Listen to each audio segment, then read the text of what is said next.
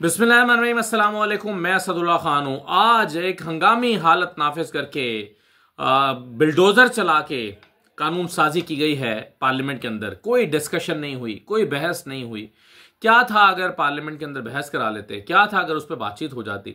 लेकिन ना बातचीत हुई, ना कोई बहस हुई, ना इस पर कोई सैर हासिल गुफ्तगू हुई, और बस पार्लियामेंट का इजलास शुरू हुआ, बिल पेश किए गए और शोर शराबे में पास करा लिए गए और कानून साजी हो गई।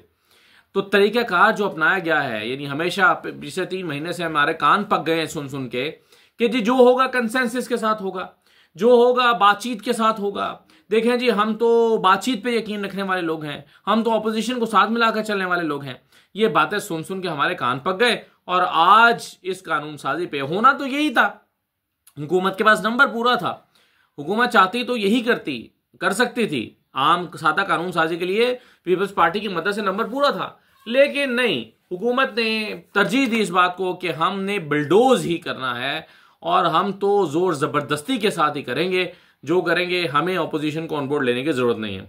अब क्या हुआ, इसमें 3 चीजें बड़ी इंपॉर्टेंट हुई हैं। एक तो प्रैक्टिस एंड प्रोसीजर एक्ट, जिसका मकसद बुनियादी तौर पर एक ही था कि जैसे मुनीब को निकाल दिया जाए। इस पर मैं बात करता हूँ। सुप्रीम कोर्ट के जजेस की तादाद 34 हो गई है, इस पर भी बात करते हैं। लेकिन दूसरी तरफ देखिए, जो सबसे इंपॉर्टेंट चीज़ है, पाकिस्तान आर्मी एक्ट में तरमीम की गई है। तरमीमी बिल इसका पास कराया गया है कसरत राय से, और सर्विसेज चीफ यानी आर्मी चीफ और बाकी दोनों चीफ्स भी, एयरफोर्स और नेवी के चीफ भी, उनकी मुद्दत मुलाजमत जो है, यानी उनका चीफ होने का जो टेन्योर है वो 5 साल कर दिया गया। अब इसमें यानी जो चीफ जस्टिस हैं, मौजूदा चीफ जस्टिस, इनको अगले साल रिटायर होना था, लेकिन ये 2 साल के बाद रिटायर होंगे, ये 5 साल के बाद रिटायर होंगे। अब इसमें जो तौजीह है राना सनाउल्लाह की, वो बड़ी दिलचस्प है।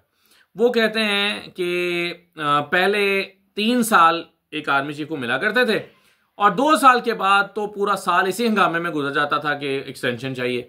और उसमें वो कहते हैं कि जी पूरा साल जो है वो उसके मुताबिक चीज़ें होती रहती थी। यानी वो कहना ये चाह रहे थे कि फिर आर्मी चीफ जो है वो अपनी एक्सटेंशन के लिए तगदो अलग में लग जाते थे, और उसके लिए लॉबिंग शुरू हो जाती थी, उसके लिए जो है वो मैनिपुलेशन शुरू हो जाती थी, और 1 साल तो ज़ाया हो जाता था, तो 3 में से 2 ही साल बचते थे। तो अब हमने उसकी मुद्दत बढ़ा के 5 साल कर दी है, ताकि ये रोला ही ख़त्म हो जाए, हर 2 साल के बाद एक्सटेंशन की कोशिश ना हो। और उन्होंने कहा कि उसके बाद फिर जब एक्सटेंशन होती थी तो 6 साल मिल जाते थे। तो 6 से तो आप समझे कि हमने एक कम ही किया ना, 5 साल किए। तो ये बड़ी दिलचस्प उन्होंने इसकी वजाहत पेश की है। वो कहते हैं कि जी एक तो शोर शराबा खत्म हो गया, 2 साल के बाद 1 साल पूरा जो एक्सटेंशन की ख्वाहिश में और उसके मुताबिक चीज़ें अरेंज करने में गुजर जाती हैं। यानी जैसे रोहेल जो हैं वो जनरल क्या नाम है उनका, 2014 में जो मौजूद थे, जनरल राहील शरीफ।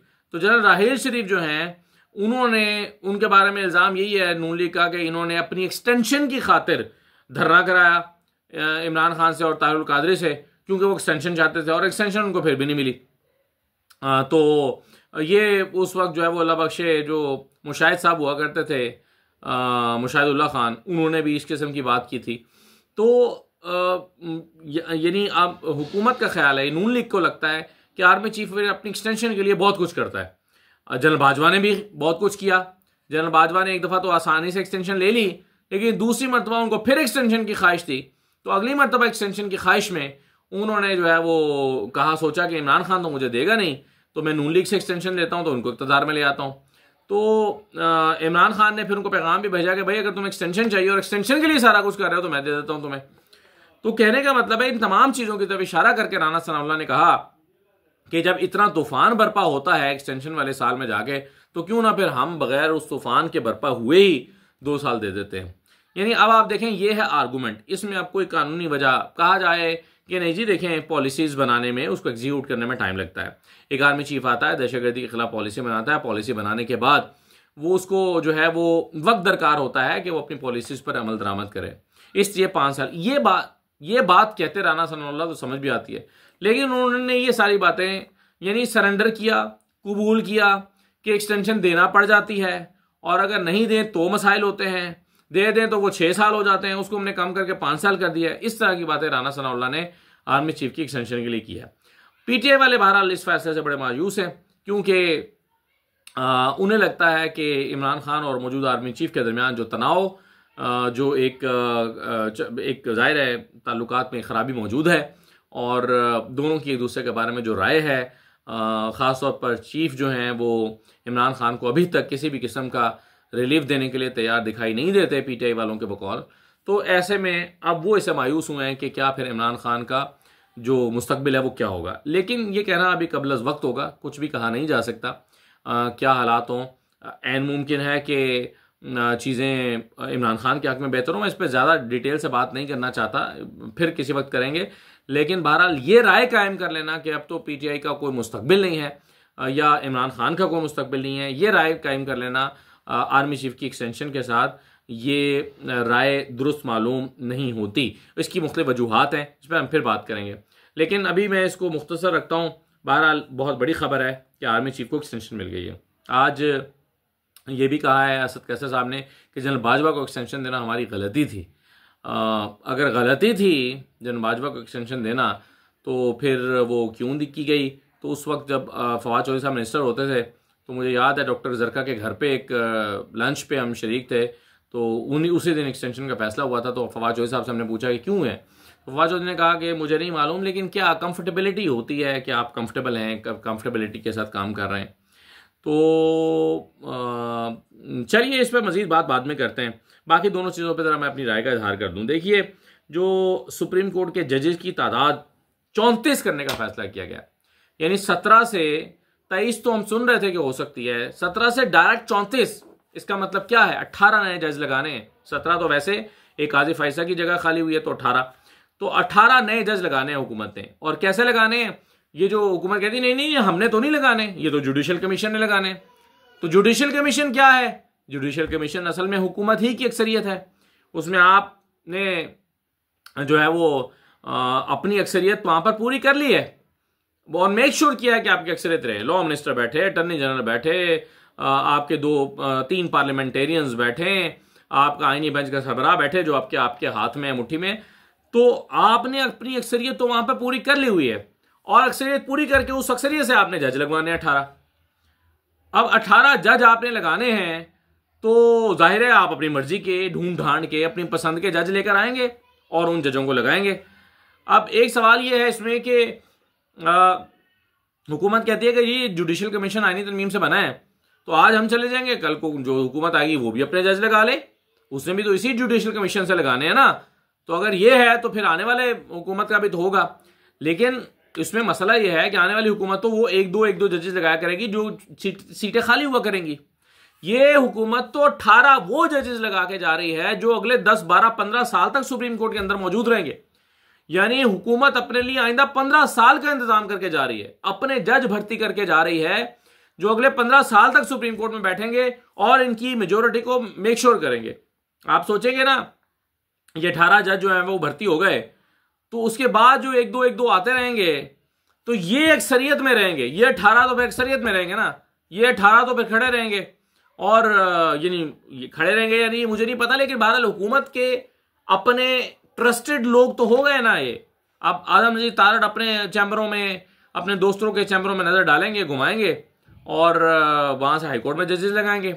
हाईकोर्ट से अपनी मर्जी के बंदे ढूंढ ढांड के, सीनियोरिटी के उसूल तो रहा नहीं है, वहां से उठा के सुप्रीम कोर्ट में लगाएंगे। तो 18 जजेस ढूंढ के अपनी मर्जी के लगा के अगले 15 साल के लिए अपनी अक्सरियत कायम करने की कोशिश की जा रही है, और ये इसके पीछे मंसूबा है। वरना तो देखें 3-4 जजेस भी बढ़ा दिए जाते तो काफी था। ये तो नहीं है ना, ये तो हम मानते हैं कि ऐसा नहीं है कि सिर्फ पेंडिंग केसेस की तादाद को कम करने के लिए 34 कर दी गई है। 34 तादाद तो इंडिया में है जहां पर 1.5 अरब की आबादी है, 6 गुना ज्यादा पाकिस्तान से आबादी है, वहां पर है 34 तादाद। तो उससे 6 गुना कम तादाद वाले मुल्क में तादाद जो है वो आपके पास 34 हो गई है।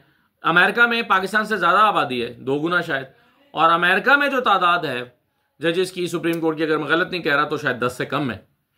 तो ये जो कहना कि जी इसलिए हम लगा रहे हैं, इसलिए नहीं लगा रहे, ये इसलिए लगा रहे हैं ताकि जो जजेस हैं वो अपने मर्जी के चुन के जजेस लगाए जाएं और सुप्रीम कोर्ट में अपनी 18, 15, 16, 17 साल के लिए अपनी अक्सरियत बना दी जाए।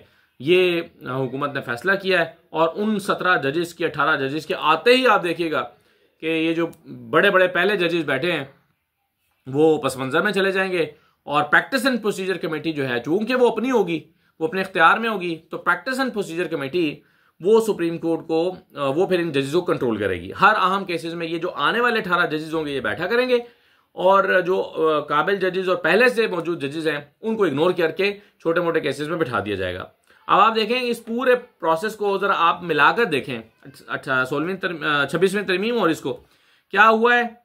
चीफ जस्टिस अपना बंदा होगा, सीनियर मोस्ट नहीं होगा। मेक श्योर करेगी हुकूमत के 3 में से बंदा लगेगा तो अपना ही लगेगा।